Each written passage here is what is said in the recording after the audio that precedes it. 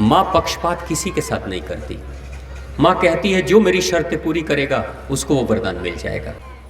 अगर हम भी चाहते हैं राजा सूरत और समाधि की तरह हमारे जीवन में भी परिवर्तन हो, देखो याद रखना, कथाएं तो आपने कई सुनी होगी और आगे भी कई सुनोगे। कथाओं की दुनिया में कमी नहीं है, लेकिन कथा वही परिवर्तन करती है जब अंदर आप उसको धारण करते हो, अपने मन रूपी मिट्टी में जगह देते हो, और तब जाकर वहां से कथा जब अंकुरित होती है तो जिंदगी में परिवर्तन होता है। जिंदगी में परिवर्तन होता है। एक बार एक विचित्र घटना घटी थी। एक जंगल में एक सन्यासी कथा सुना रहे थे, उपदेश दे रहे थे, भगवान की चर्चा कर रहे थे। वो बता रहे थे कि कैसे जीवन का कल्याण हो सकता है, कैसे भगवान का आशीर्वाद बरस सकता है।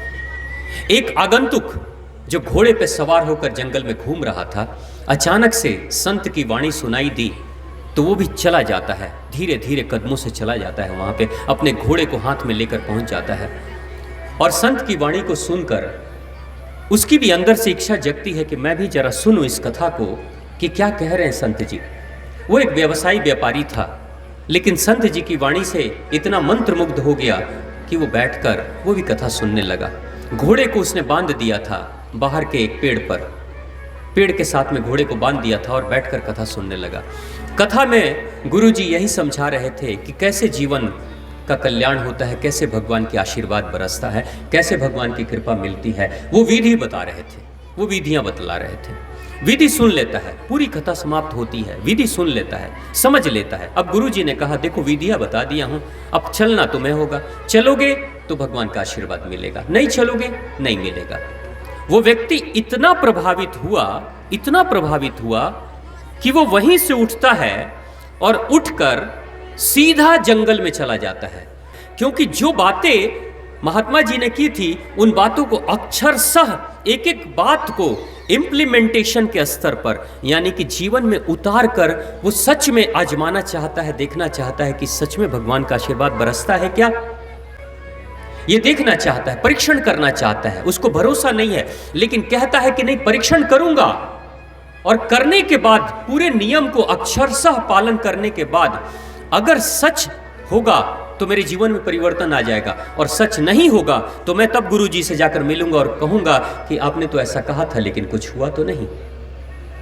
अब या तो गुरुजी को सत्य साबित कर दूंगा या बता दूंगा कि आप झूठे हो, आपने झूठ कहा है। वो प्रयोग करने लगता है, वो जाता है और जंगल में रहता है, जंगल के फूल कंदमूल को खाता है, बहती हुई नदियों के पानी को पीता है, वही साधना रत हो जाता है, साधना करने लगता है। और साधना करते करते करते करते सच में कुछ दिनों के बाद उसके जीवन में अद्भुत परिवर्तन, ज्ञान की बरसात होने लगती है। जीवन की ऐसी ऐसी गुत्थियां सुलझने लगती हैं, ऐसी ऐसी चीज़ों को वो देखने लगता है, ऐसा ऐसा परिवर्तन होने लगता है जैसे लगता है कि मैं वही नहीं हूँ जो पहले था, अब तो मैं बदल रहा हूँ। उसकी आत्मा बदल जाती है, उसका व्यवहार बदल जाता है, उसकी सोच बदल जाती है। उसके जीवन में जिस जंगल में वो वीराने प्रदेश में रहता था, धीरे धीरे सारे संसाधन आने लगते हैं और धीरे धीरे लोग भी उसके पास आने लगते हैं। उसके ऊपर सच में भगवान की कृपा होने लगती है। हर तरह के संसाधन, माँ क्या कहती है, मैं मुक्ति भी देती हूँ, मैं भुक्ति भी देती हूँ।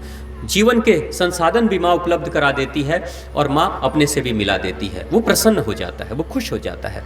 जब खुश हो जाता है, कई महीने वर्ष गुजर जाते हैं।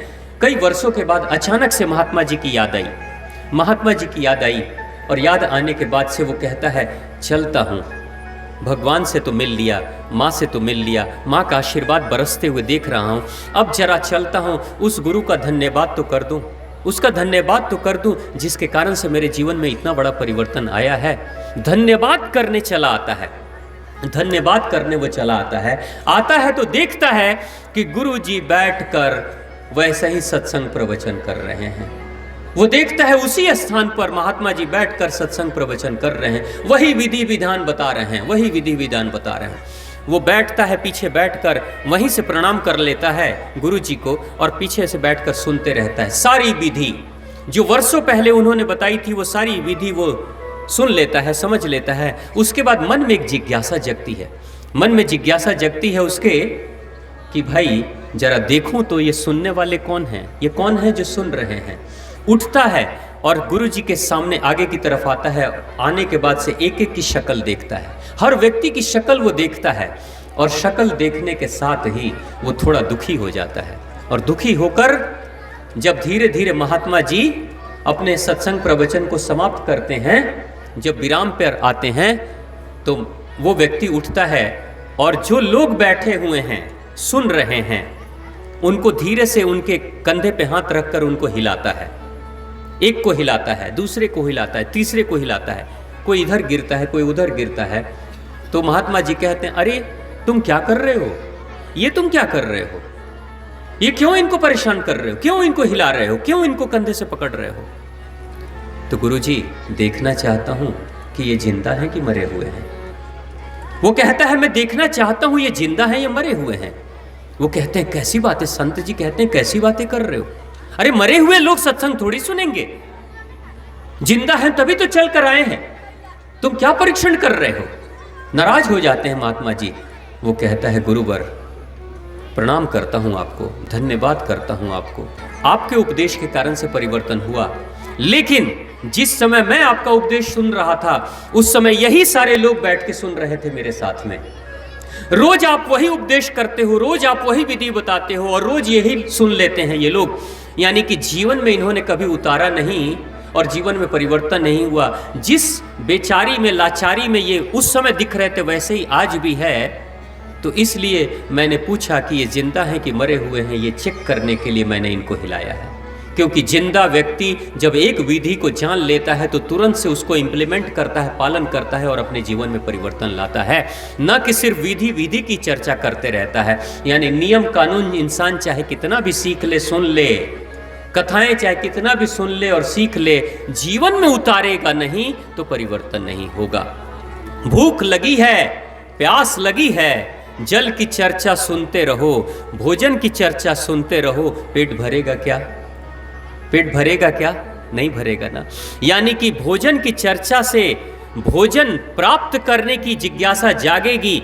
भोजन कहाँ से मिलेगा ये आप जानोगे, लेकिन भोजन करने से ही भूख मिटती है और जल पीने से ही प्यास मिटती है।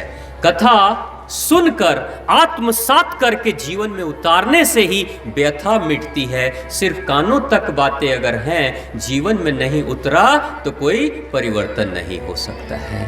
वो कहता है एक बार सुना, प्रयोग किया, जिंदगी बदल गई। ये बरसों से सुन रहे हैं, प्रयोग नहीं कर रहे हैं, आपके साथ रोज आते हैं, बैठ जाते हैं, रोज सुनाते हैं। जब जिंदगी गुजर जाएगी सुनते रह जाएंगे, लेकिन होगा कुछ भी नहीं, क्योंकि जीवन में उतारा कुछ भी नहीं। तो देवी भागवत महापुराण भी यही कहती है, कथाएं तो आप हजारों सुनोगे आगे भी और सुने भी होगे अनेक पहले भी, लेकिन परिवर्तन तब होगा जब इन कथाओं का 1% भी, 1%, एक अंश भी अगर आप अपने जीवन में उतारोगे तो जिंदगी बदलनी शुरू हो जाएगी। बारिश हो रही है मूसलाधार, हाथ में छतरी है लेकिन खुली नहीं है, तो बारिश से भीग जाओगे। छतरी तो खोलनी पड़ेगी, छतरी खोलोगे तभी बारिश से बचोगे। तो प्रेम से बोलिए माँ आद्य शक्ति, माँ भवानी की, माँ जगदम्बा, माँ परम्बा की।